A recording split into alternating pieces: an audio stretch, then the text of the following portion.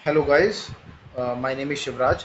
सो आज की वीडियो में ये बहुत ही बेहतरीन वीडियो रहने वाली है। पूरे इंटरनेट में आपने जो आज तक पढ़ा होगा, इसमें आपको बहुत इजी लैंग्वेज में मैं सिर्फ 2 मिनट में समझा दूंगा एआई क्या है, एआई कैसे काम करता है। एज अ सॉफ्टवेयर इंजीनियर मुझे 9 से 10 साल हो चुका है इस डोमेन में काम करते हुए, और मैं एक वेब डेवलपर हूँ जो MERN stack, MEAN stack, Angular, React, इन सब चीज़ों में काम करता हूँ, नोड जीएस।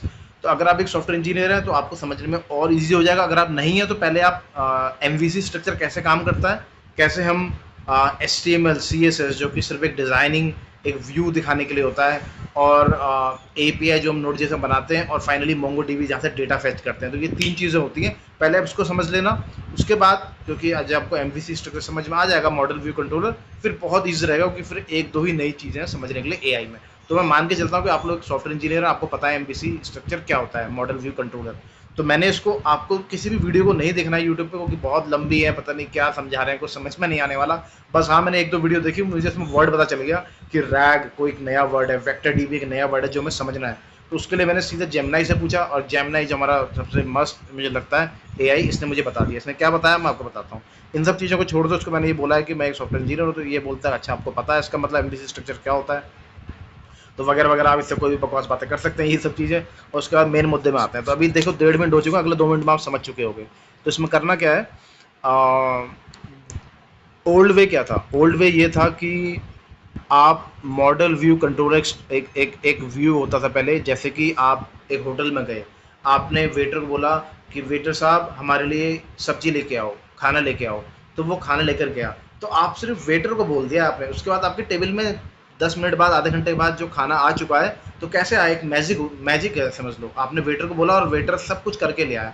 तो वेटर एक मोस्ट इंपॉर्टेंट इंसान है यहाँ पे। वो एक कंट्रोलर है हमारे, कंट्रोलर। जिसको हमने बोला वो जाएगा वहाँ, शेफ़ को बताएगा, शेफ़ खाना बनाएगा, वो शेफ़ से खाना लेकर दोबारा हमारी टेबल में पहुँचा देगा। तो हमें सिर्फ उसको बताना पड़ा, किसको? वेटर को। तो वेटर एक कंट्रोलर है, और हमारे सामने जो खाना आ गया वो व्यू है, और शेफ़ क्या है? एक मॉडल है। तो मॉडल व्यू कंट्रोलर ये ऐसे काम करता था। और सॉफ्टवेयर इंजीनियरिंग की बात करूँ, तो अगर मैं रिएक्ट पे काम कर रहा हूँ, मैं कुछ भी रिएक्ट पे आपको लिस्ट दिखा रहा हूँ, जैसे मैंने बोला हमारे देश में, राइट, हमारे देश में देश के बारे में कुछ ऐसे, कुछ भी चीज़ पूछ सकते हैं हम।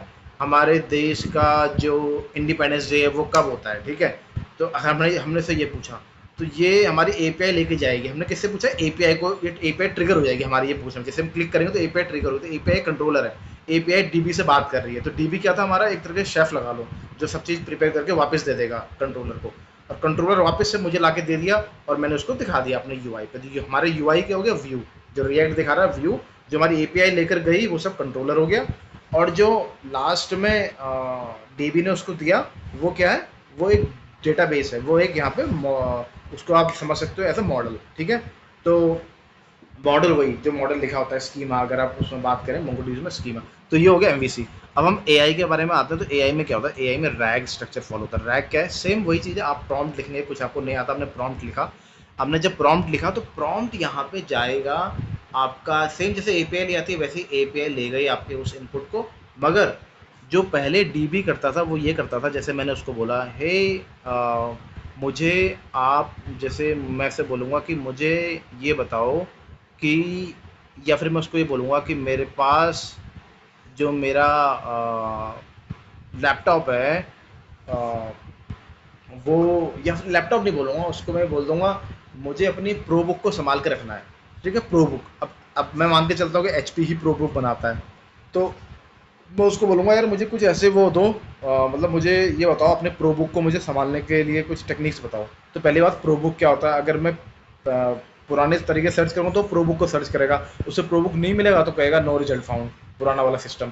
अभी क्या होगा? वो प्रो बुक को पहले वहाँ पे जाके समझेगा प्रो बुक क्या होता है, उसकी मीनिंग क्या क्या है। ये मीनिंग बेस्ड सर्च है। पहले सिर्फ डायरेक्ट सर्च होती थी कि फाइंड इस वर्ड को मैच करो, और लिस्ट ले आता था बहुत सारे, फिर हम ढूंढते थे उसको, है ना?